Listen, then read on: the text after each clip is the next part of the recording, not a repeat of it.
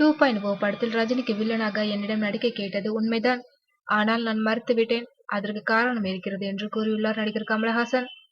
இந்தியாவின் அதிக பொருள் செலவில் உருவாகும் படம் என்ற சிறப்போடு ஷங்கர் இயக்கத்தில் தயாராகி வருகிறது 2.0. இந்த படத்தை லைகா நிறுவனம் தயாரிக்கிறது.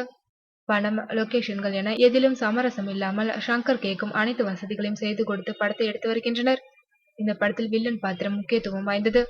முதல் பாகத்தில் வில்லன் வேடத்தில் ரஜினியை நடித்திருந்தார். இப்போது இரண்டாம் பாகத்தில் ரஜினி விஞ்ஞானியாகவும் சிட்டி ரோபோவாகவும் நடிக்கின்றார். ரஜினிக்கு வில்லனாக நடிக்க பெரிய நடிகர்களை அணுகினார் ஷங்கர். ஹாலிவுட் நடிகர் அர்னால்டிடம் பேச்சுவார்த்தை நடத்தி ஒப்புதலும் பெற்ற நிலையில் சம்பளம் அர்னால்ட் போட்ட கடும் நிபந்தனைகள் காரணமாக பின்வாங்கினார் ஷங்கர். அடுத்து கமலஹாசனை தான் அணுகினார்.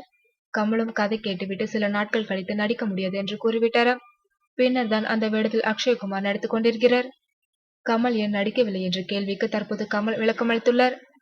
இது பற்றி கமல் கூறுகையில், ரஜினிக்கும் எனக்கும் இடையிலான ஒப்பந்தம் காரணமாகவே நான் நடிக்கவில்லை. நாங்கள் இருவரும் பல படங்களில் ஒன்றாக நடித்தவர்கள்தான். நான் ஹீரோ, அவர் வில்லன், அல்லது அவர் ஹீரோ, நான் கெஸ்ட் ரோல் என்று நடித்தவர்கள்தான். நானோ அவரோ தான் தயாரிக்க வேண்டும் என்று அவர் கூறியுள்ளார்.